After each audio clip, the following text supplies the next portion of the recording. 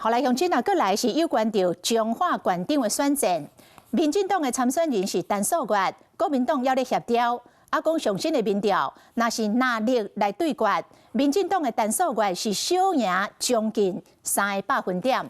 啊，有平面媒體來報道，講國民黨的秘書長李乾龍專工去拜會謝依鳳，勸伊退選，更加開出着條件，要互伊個回任，轉去做黨的副秘書長。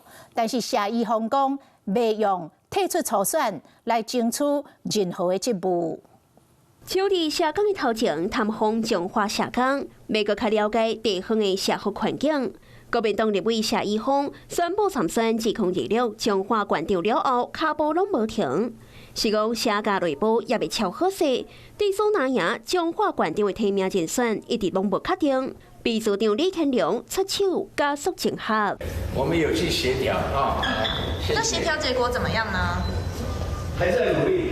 對戰鬥真保密，也毋過根據平面媒體報道，16國民黨秘書長李乾龍、組發會主委李鐵華專門兩人拜會謝家，當面考勸謝依鳳棄選，而且開出或回任黨副秘書長的可能，動作高掛條件。我參與彰化縣長的初選，不是為了家族的利益，我不會以退出初選來爭取任何黨中央的職務。謝依鳳展現參選的決心，更加話講希望黨中央加速整合。